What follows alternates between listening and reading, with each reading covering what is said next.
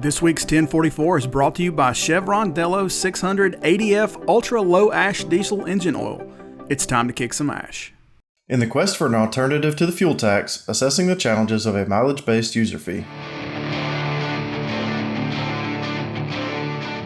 Hey everybody, and welcome to the 1044, a weekly webisode from the editors here at CCJ. I'm Jason Cannon, and my co-host on the other side is Matt Cole. As cars and trucks become more fuel efficient with every new model year, finding an alternative to the gas and fuel tax for highway funding becomes more important. The vehicles are still contributing to wear and tear of the roads, but they aren't contributing as much to fix them. Mileage-based user fees have been talked about for years as an alternative funding source for infrastructure, but finding a way to implement such a system that is fair for all users has proven difficult so far.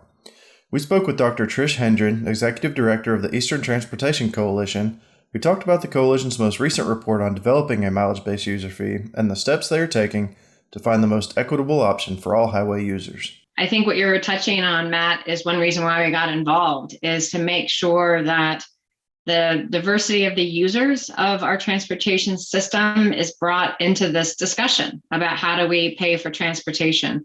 And when the work on this really kind of grew, the Coalition did not see a strong presence of the trucking industry.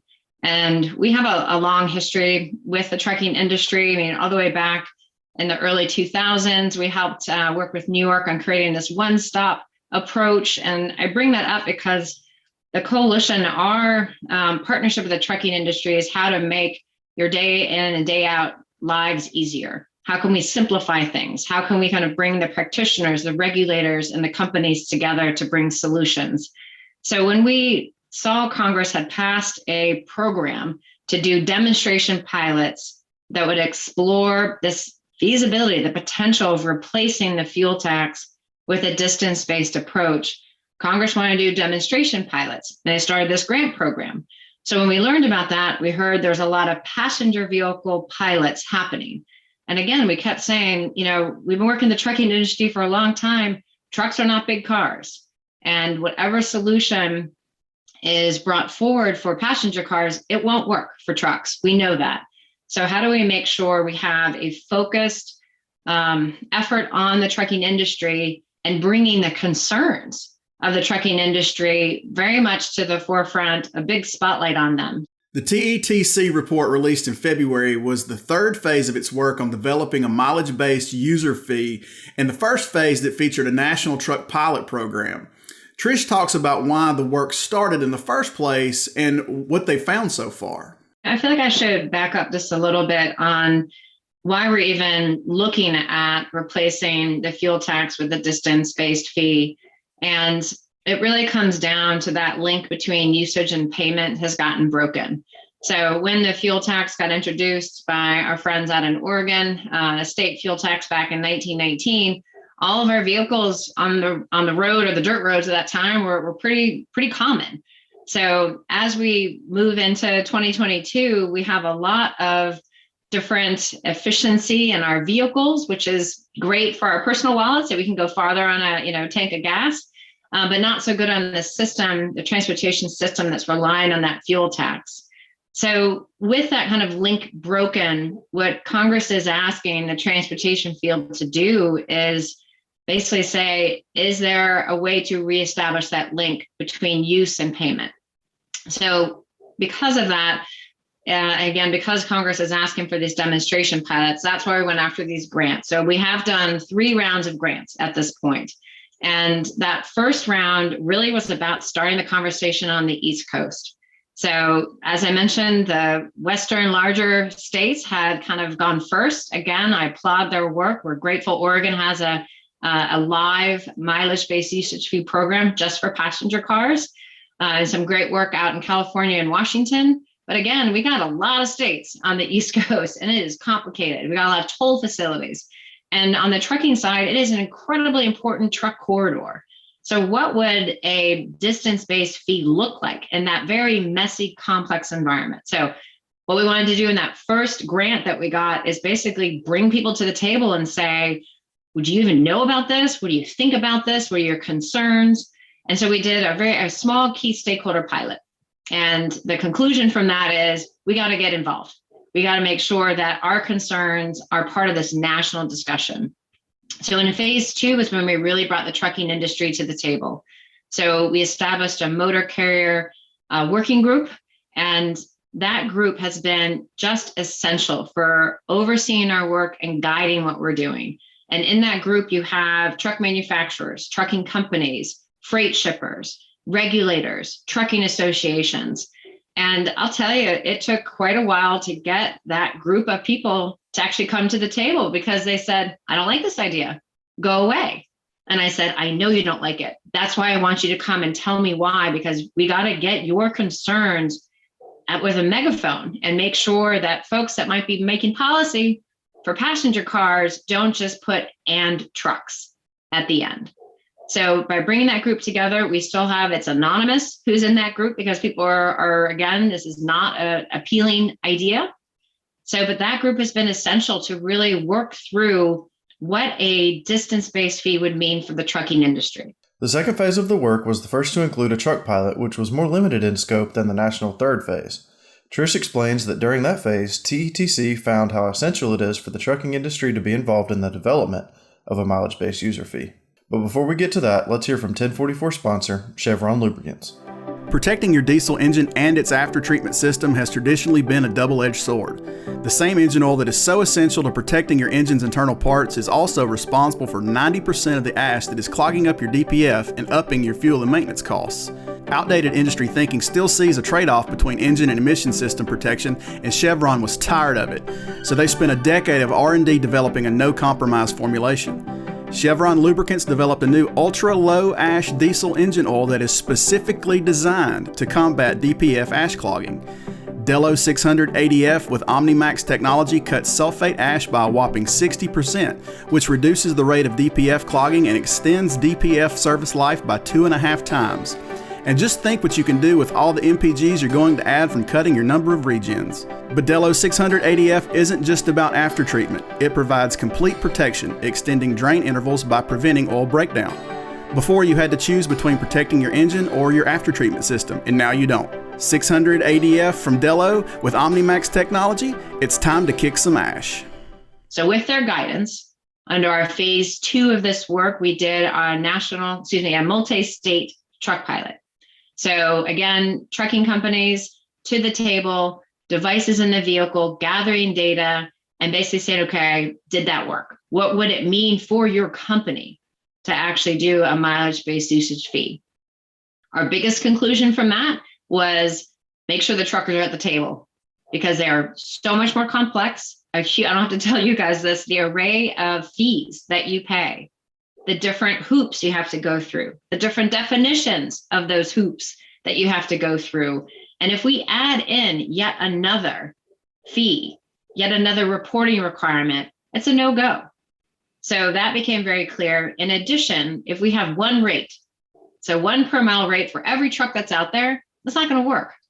So what we found from that is some of our companies, their fleets would be more fuel efficient, and some are less fuel efficient, maybe older vehicles, or given the type of vehicles that they are, the type of work they're doing.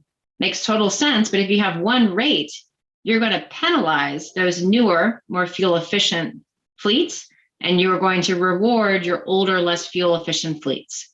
So that motor carrier working group, we brought those results to them at the end of our first multi-state truck pilot and said, what do you think we should do with this? And they said, we cannot have one rate. It will not work for the trucking industry. So that set us up for our most recent pilot, which was a national pilot. And I'm saying that on purpose because, again, Congress wants to know what this transition from a fuel tax or distance-based fee could look like for the country. So in order to do that, we're like, okay, let's do a national pilot. Let's make sure we have companies across the country. Let's make sure we have different types of companies. So agriculture, long haulers, less than truckload, making sure we have some diversity of the type of trucking companies that are there in order to really bring that diversity into this mix. Based on the results of the second phase of the study, the third phase with the national truck pilot included a tiered rate structure based on the fuel mileage for the user fee. We did a national truck pilot, but based on the recommendation of that motor carrier working group, we said, let's do tiered rates. Let's have different rates based on the efficiency of the truck. So based on MPG, miles per gallon. So we did that. The results, not a good idea.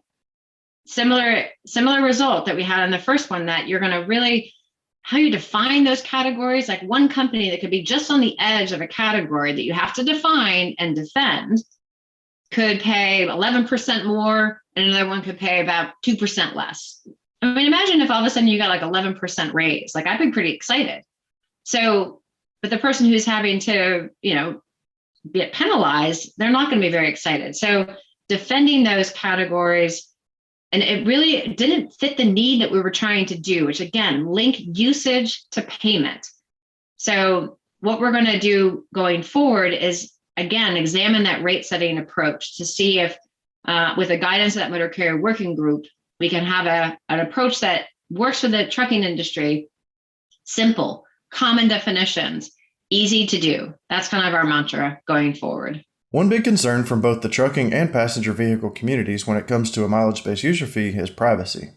Trish says that's something TETC has been working on throughout their study. Very common and strong resistance to this idea is privacy.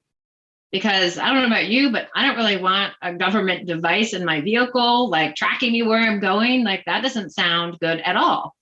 So what is this though? And that's not what a distance-based fee is. It is basically a private company or a vendor. That's where the technology is. So kind of like we have our phones and you pick a provider, mobile or T-Mobile, AT&T, one of those. That's kind of in essence what we're thinking about for a distance-based fee, is that there is a private sector company that would be processing this information. So understanding the roles in this is really important. And then we found from both the trucking participants and our passenger vehicles, privacy protection. What are you going to do with my data? Are you going to sell it? Are you going to use it? So we had very clear when the data will be destroyed. We had very clear that we will never release company names that are participating. So very transparent, very clear data and privacy protection. While working to develop a mileage-based user fee that works for all parties involved, Trish says keeping the system simple is going to be the key. I think it's the kind of the mantra that I feel the trucking industry is bringing to this discussion that will apply to all users, which is, in essence, keep it simple. So there is a challenge at times with policymakers that we want to have the perfect solution at times to solve many problems. But I think we need to be very clear about what we're trying to do, which is that link between use and payment is broken. And it is more broken on the passenger vehicle side. Let's be clear about that. There's a lot of additional fees. And again, those hoops and regulations that the trucking industry has to jump through. But if what we're trying to solve is that when you use our transportation system, you should pay for it, then let's look at what our current requirements are for the trucking industry. How can we, quite frankly, get rid of some? Can we combine some? And so I feel the trucking industry and them having a loud voice and raising these concerns will benefit how a distance-based approach is implemented into passenger vehicles. So our concern and why we keep just making sure that we have the trucking voice loud and clear is the solution cannot just be on trucks. When I say solution or whatever, the change cannot just be for trucks only. So given that the trucking industry is so much more sophisticated about understanding how transportation is funded, and quite frankly, the value, because that's your daily, day in and day out life. So I think that the trucking leadership here on this conversation will actually benefit our passenger vehicle pilots or passenger vehicle owners. Also, while developing a new system, Trish says she hopes the process will turn into a learning opportunity for lawmakers when it comes to some of the issues facing the trucking industry. I'm hoping that this conversation about how we fund transportation in the future can help clarify some misperceptions. So, Matt, you mentioned ELDs. So there is a perception out there that we could just use ELDs to collect a distance-based fee. Well, you and your audience knows that ELD is about the driver and not about the vehicle, but a distance-based fee is about the vehicle. So it may sound minor, but if we're going to use technology, let's use the right technology. So as we're having a conversation about funding transportation in the future, let's bring up these other, it's an opportunity to clarify what things are and what they're not. IFTA, another great example. People have an idea what they think IFTA is versus what it actually really is. So how do we have this conversation about paying for transportation and bring in some education of some of our policymakers to be like, look, you can't just piggyback a distance-based fee on top of ELD. You can't just piggyback a distance-based fee on top of IFTA. So I think this is an opportunity, I think, to get some of the concerns of the trucking industry more in front of some policymakers. So that's what I'm hoping we can use this conversation for, in addition to having an approach that all users are going to be part of the solution and definitely not just the trucking industry. TETC plans to launch the fourth phase of its work toward developing an MBUF that works across trucking and for passenger vehicles, with a truck pilot trying a different rate structure to see if it works better than the previous fuel mileage rate. Our next demonstration pilot is going to be a national pilot. We're going to look at registered weight-based rates and see what the results are. We're also going to bring in some international companies to look at some cross-border issues. Again, a complexity of the trucking industry that needs to be addressed as we go forward, potentially, as replacing the fuel tax with a distance-based fee. So we're very grateful for that guidance and of that motor carrier working group, and we will see what the results will be. So I do have some requests, and the first one, I guess I should confess that I love transportation, and I think it is so important what you all do day in and day out to our quality of life, to the country that we are. So my request is I want you to talk about this idea of a distance-based approach. Talk with each other, send the coalition idea, send your partners in the fields idea. Let's push the conversation. When I say push the conversation, I am not asking for people to support this issue. Tell me what you don't like about it. Tell us what you do like about it. So the ask is to let's talk about how transportation is funded, and can we reestablish that link between use and payment that is stronger in the trucking side, but not so much in the passenger side. So let's talk about it is my big request. And then hopefully by hearing this, you might be interested in participating in one of these pilots. So let us know. We're especially interested in companies that might have those alternate propulsion vehicles. So basically, I think it's maybe just an overarching request to get engaged, talk about this, ask questions, push back on this idea, because that's how we're going to get a solution that will work for the trucking industry. If we just say we don't like it and cross our arms, I don't think we're going to get the result. I'm worried we won't get the result that we want. So let's bring our concerns and our ideas how to address those concerns to the forefront. That's it for this week's 1044. You can read more on ccjdigital.com, and as always, you can find the 1044 each week on CCJ's YouTube channel. If you've got questions, comments, criticisms, or feedback, please hit us up at 1044trucking@gmail.com or give us a call at 404-491-1380. Until next week, everybody stay safe.